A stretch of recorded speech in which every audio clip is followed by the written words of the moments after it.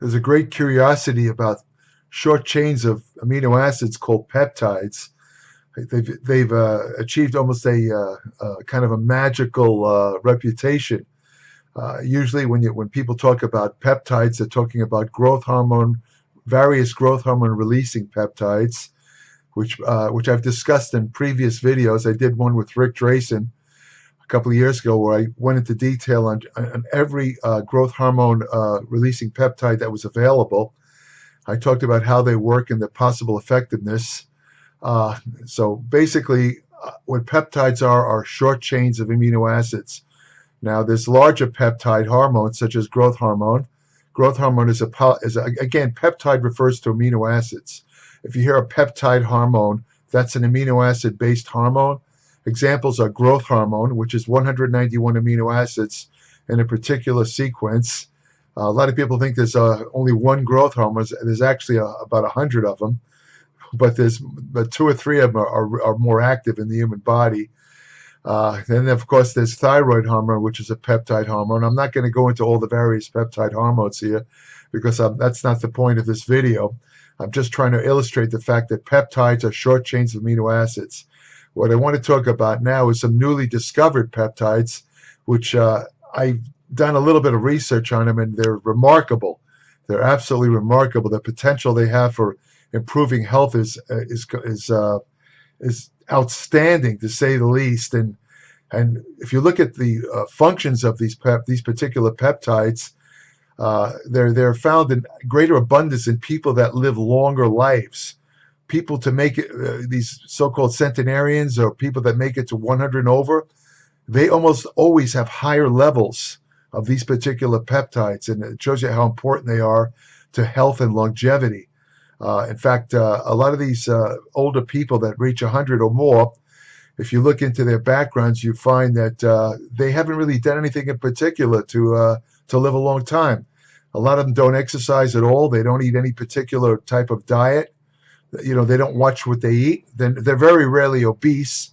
Most of the time, they're very small people, usually like around 5 foot or just over, sometimes smaller than that. But the thing is, they don't do anything in particular to reach that advanced age. What they are basically genetic mutants, and they have a couple of mutations. I'm not going to go into one of them has to do with something called FOXA, a certain gene called FOXA, and there's also some of them have a resistance at the level of the receptor to IGF-1, which seems to confer life extension. And but I think, based on the initial research I've seen, I think it's the compounds I'm about to discuss that more than anything else kind of determines whether you live a long time or not and stay healthy in the process. Getting old and living a long time, if you're feeling like crap and you can't move and you look like shit, that's pointless. I mean, if you want to live to an advanced age, you want to look as healthy as you can. You can't stave off the aging process completely. There's no amount of plastic surgery that's going to make a 95-year-old look like a 19-year-old, though some people think there is. There's a limit to how many facelifts you can get. I mean, if you get too many, your face gets like a mask where there's no expression on it. It looks kind of like one of these wax museum figures. So you can't fool Mother Nature, in other words. But what you can do is work in concert with Mother Nature, and that's where these peptides come in. So what I want to talk about here are a new class of peptides. There's 3 of them that have been discovered so far. They're derived from the mitochondria. For those who read my Applied Metabolics newsletter, I'm very familiar with the mitochondria. I've mentioned it in God knows how many articles. The mitochondria are cigar-shaped organelles that reside in the cytoplasm, a watery portion of the cell. And what the mitochondria do, they're basically the powerhouse of the cell.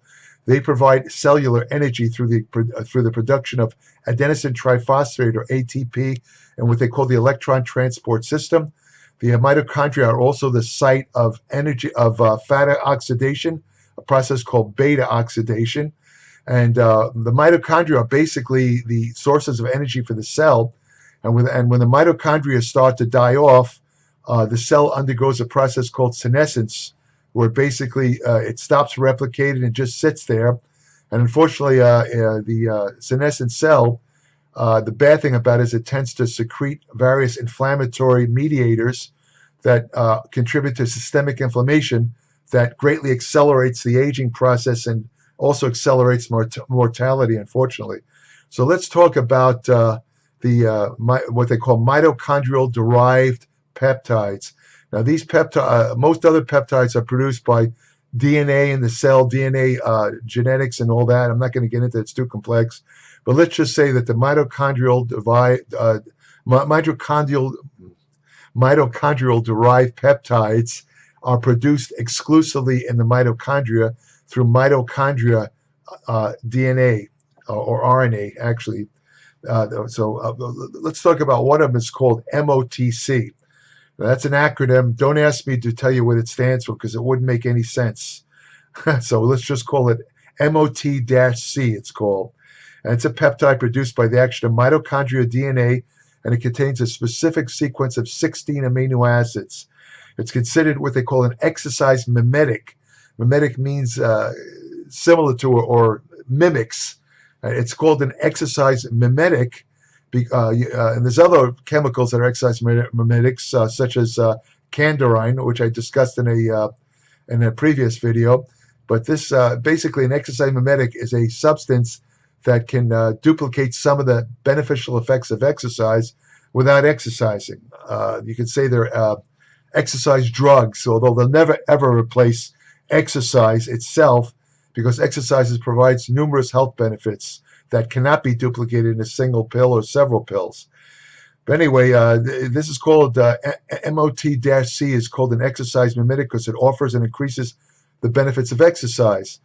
Indeed, a recent study found that when humans exercise, MOT-C increases 12-fold above baseline, and it stays elevated for 4 hours after exercise. So there's one way right there of increasing MOT-C, exercise. It's involved in exercise, and it's involved in helping the mitochondria increase the efficiency of exercise. And a corollary to that is if you don't exercise, if you're completely sedentary, your body's not going to produce much MOT-C, and much to the detriment of your possible longevity. In other words, this stuff helps to keep you alive.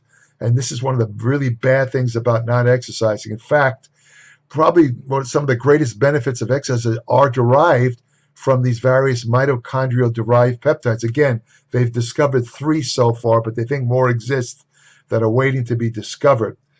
When MOT-C is provided to older female mice, I got to tell you right off the bat, most of the studies, anytime you have these new substances, these new peptides, almost all the studies involve animals. And as I've said in previous videos, I got to take that with a proverbial grain of salt, because what works in animals doesn't necessarily translate into human physiology. But because this involves the mitochondria in the cells, what happens in these animals does likely also occur in humans, and some preliminary studies has actually shown that to be true.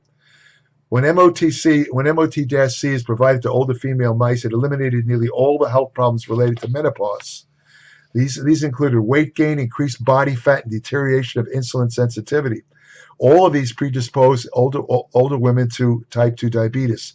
In other words, all of these things are risk factors for type 2 diabetes. It appears that much of the health benefits offered by exercise may be due to the release of mitochondrial-derived peptides such as Mot-C, another one called humanin. Humanin was the first mitochondrial-derived peptide discovered. I'll talk about that a little later in the video. One way that Mot-C promotes body fat reduction is by promoting the release of Ampk. Again, in my Applied Metabolics newsletter and in past videos, I've talked about Ampk.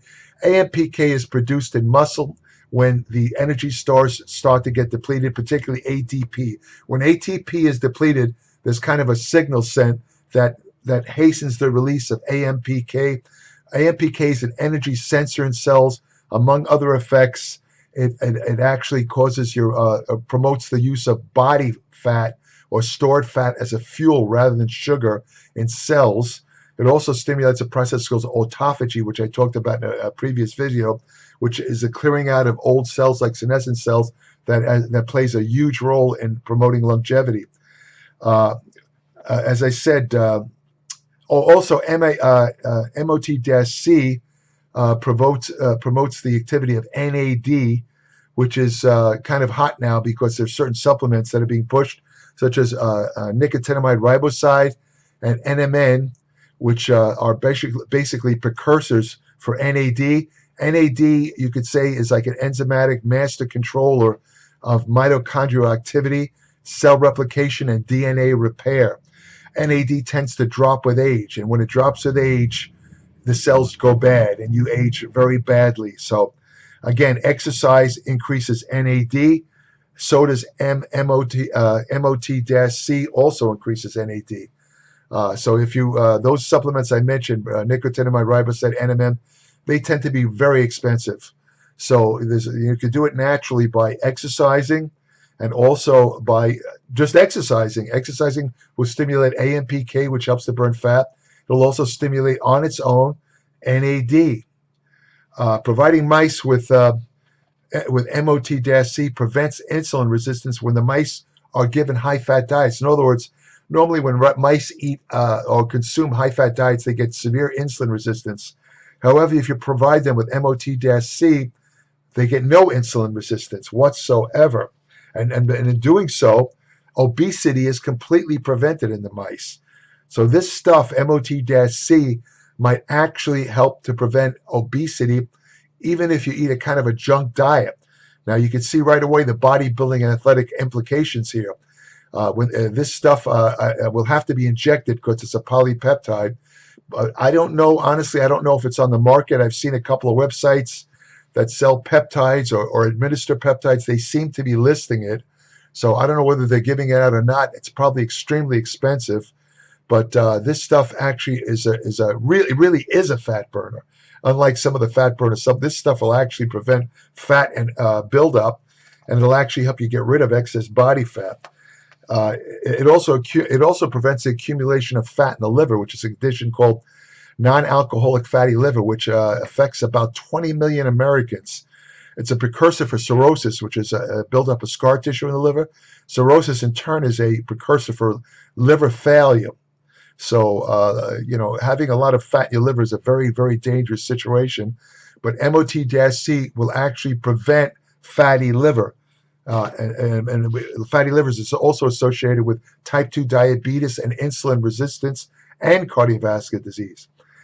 If all that isn't enough, Mot-C also boosts the activity of brown adipose tissue known as BAT. That's a thermogenic type of fat. What that means is brown fat converts calories into heat. So rather than being stored in your body as fat, the calories are just burned out like in a furnace.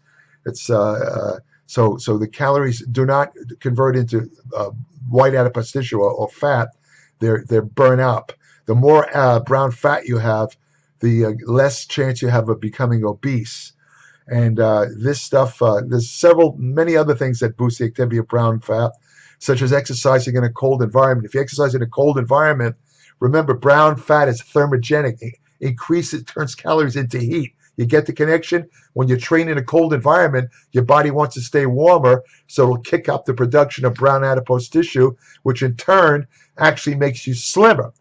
So, rather than turn up the heat when you're training in a cold environment, train in the cold. It'll actually make you slimmer. I know it sounds funny, but it's a fact. During exercise, Mot-C promotes the entry of glucose into muscle by promoting the activity of the primary muscle glucose transport protein, GLUT4. In other words, your muscles can actually take up glucose without insulin because of this GLUT4 glucose carrier. And Mot-C accentuates that by increasing the activity of GLUT4. So it helps you, and this is a way that it also helps to prevent diabetes. This is why exercise, if you exercise regularly, it reduces the risk of diabetes by up to 65%. Now you know why. Mot-C helps prevent cardiovascular disease. It does so by improving the endothelial function, or the lining of blood vessels, which maintains nitric oxide that maintains the suppleness of blood vessels. As people get older, their blood vessels tend to get very stiff and inflexible. Unfortunately, that's a precursor for severe heart disease, and atherosclerosis and eventual heart attacks and strokes. The reason why women very rarely have heart attacks when they're young is because the estrogen that they produce, the greater amounts of estrogen, tends to favor the greater production of nitric oxide in blood vessels, which keeps their blood vessels supple.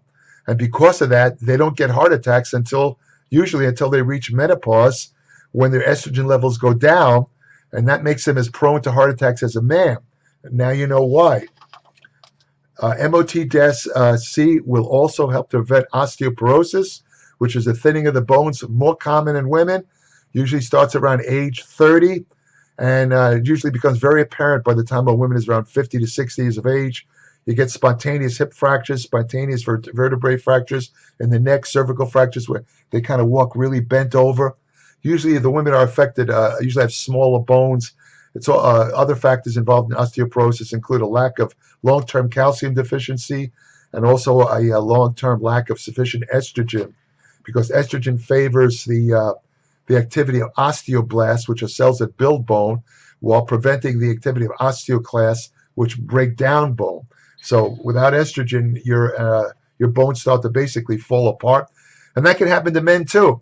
Let's say you're a guy who's on a drug program, and for some strange reason, you're taking a lot of these aromatase inhibitors, which are used to block estrogen production, because a lot of the estrogen in the body is produced by the action of the enzyme aromatase.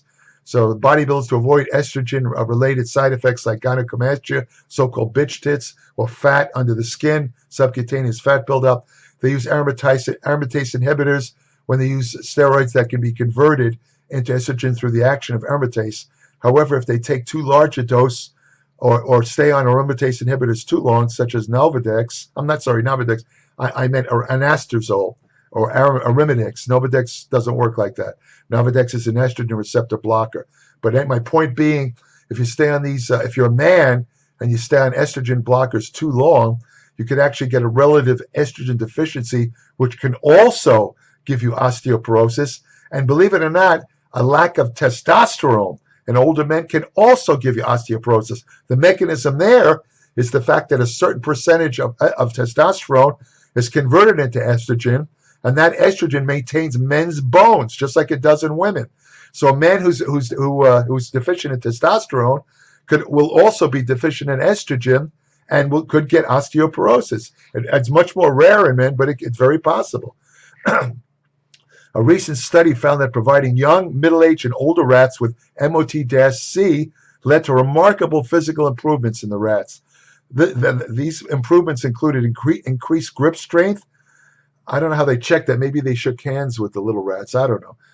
But these included increased grip strength and improved physical performance in walking and running. The older this is mice. I said rats. I meant mice. The older mice, equivalent to humans aged 65 or older, doubled their running capacity on the treadmill and were able to outrun middle-aged mice not provided with Mot-C. That means Mot-C is a true ergogenic aid that will increase muscular endurance. Humans who exercise showed a 50% increase in blood levels of Mot-C during and after exercise. Another mitochondrial derived peptide I mentioned earlier is called humanin. Humanin was the first mitochondrial peptide to be isolated. It consists of 21 to 24 amino acids. The thing about humanin that's really interesting, it has tremendous effects on brain health. It appears to eliminate memory deficits in older lab animals that have memory deficits similar to those that occur in humans, such as minimal cognitive impairment, where that's one of those things where you don't have dementia, but you're always forgetting things like, what did I do with the keys, or where did I just put that book, or something like that. The memory lapse, they call them senior moments. Well, it turns out that this stuff, humanin, completely prevents that, no matter how old you are. Prevents it. That's tremendous, really, when you think about it. I'm getting a little of that myself, these memory deficits, unfortunately. One way it does that is by lowering levels of beta amyloid in the brain. Beta amyloid is one of two proteins, the other being tau, T-A-U, that cause Alzheimer's disease. So humanin would probably also prevent Alzheimer's disease in humans, which is unbelievable. And that's incredible, because Alzheimer's disease, unless they get a real treatment for it, it's going to affect a large percentage of the so-called baby boomers, of which I'm in that category. Anyway, that's people born between 1947 and 1957. Humanin also protects neurons in the brain during a stroke. It can also offer protection against diabetes, atherosclerosis, and heart attacks. It also blocks the plaques that accumulate in arteries that increase the risk of heart attacks and strokes. So taking this stuff, or again, it'd have to be injected, will likely, you'll probably never get a heart attack or stroke. I might be, maybe that's a little bit hyperbolic on my part because they haven't really shown that to be true. But the mere fact that it gets rid of plaque formation, and plaque formation is one of the main causes of heart attacks and stroke. Follow the road yourself and see where it leads. It also blocks the humanin blocks the self-destruction of mitochondria. A certain amount of destruction of mitochondria is important. It's called mitophagy. The mitochondria have the ability to detect defects in themselves, and they basically blow themselves up so they don't accumulate and mess up the work of the other mitochondria. Well, that's a good thing because the mitochondria can go senescent just like regular cells, and they also create problems. So the mitochondria sense that, and they kind of get rid of themselves. It's called mitophagy. But you don't want it to happen too soon, and this stuff, humanin, will prevent the premature destruction of mitochondria. And again, the more mitochondria you retain in muscle, the slower the aging of muscle. In other words, when you lose a lot of mitochondria in muscle, the muscle ages tremendously. Then you get weak and you get small. If you can maintain mitochondria in muscle, you go a long way towards maintaining muscle as you age.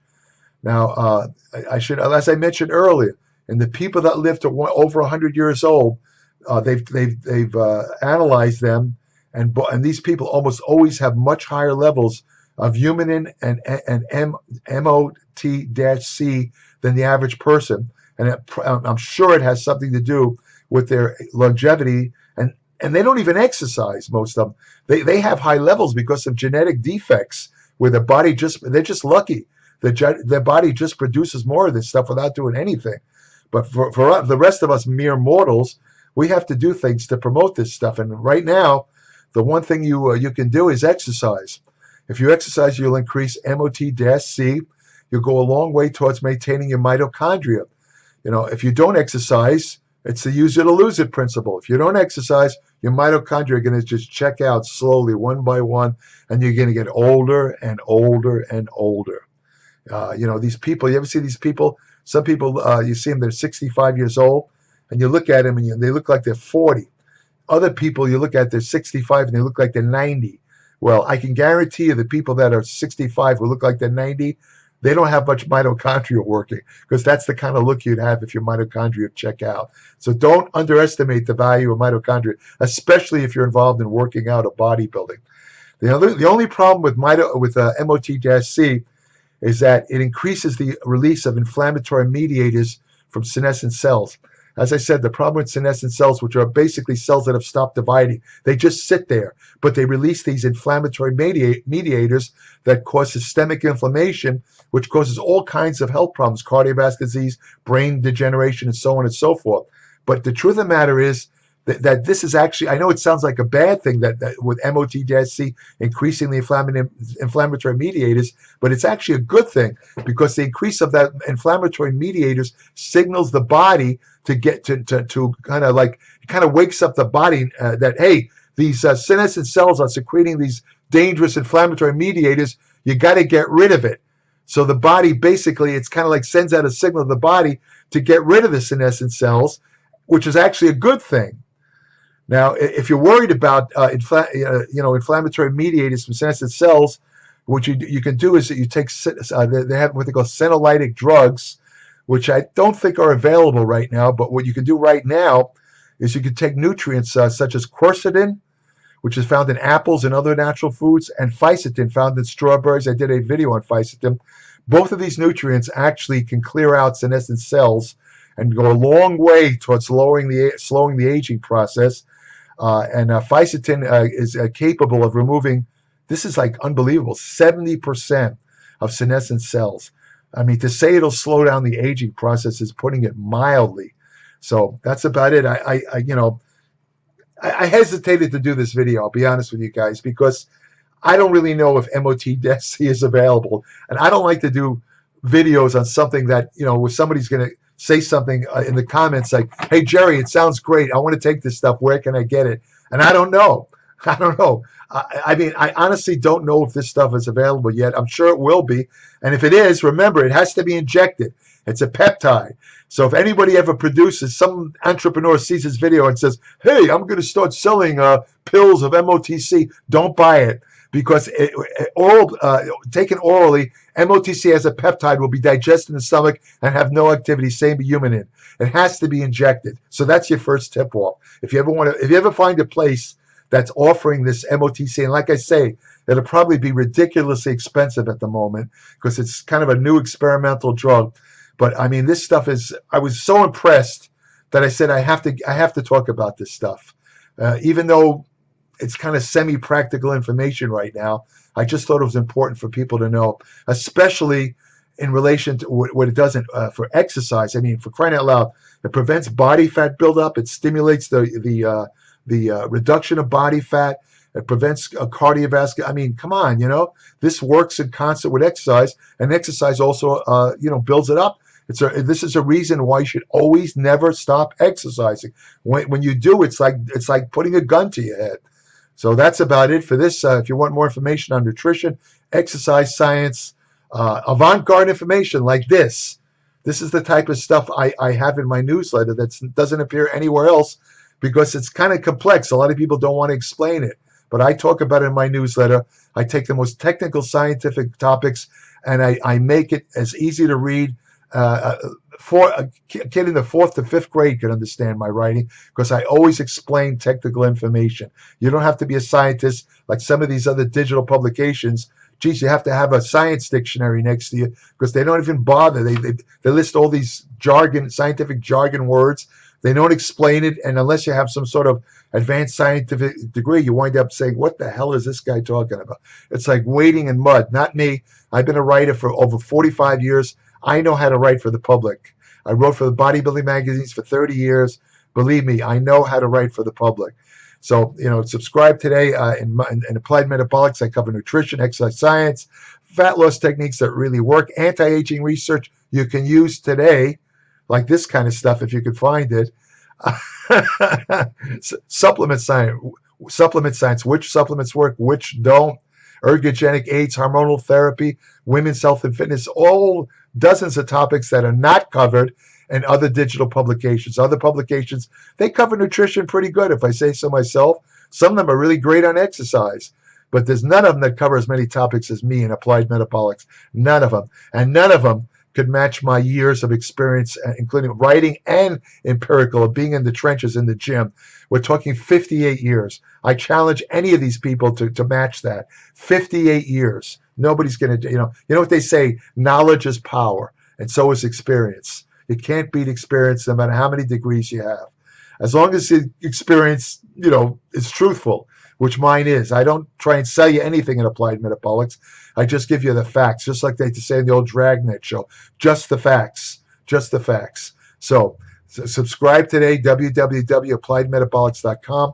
40 to 50 pages every month.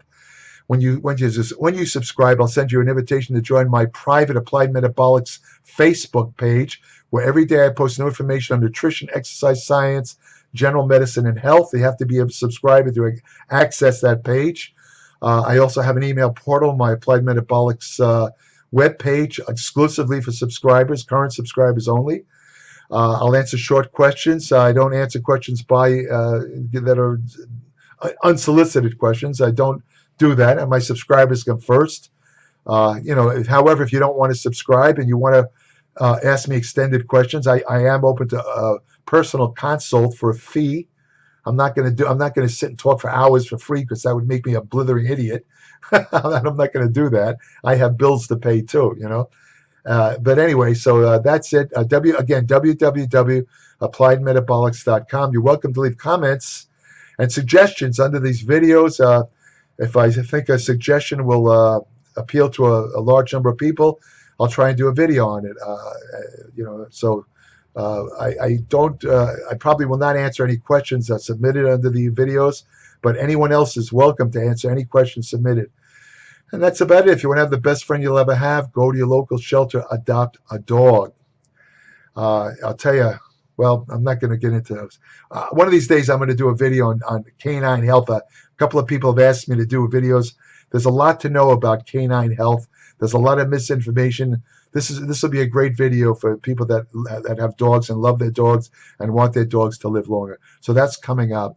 So take care. Subscribe today, www.appliedmetabolics.com. Thank you for listening.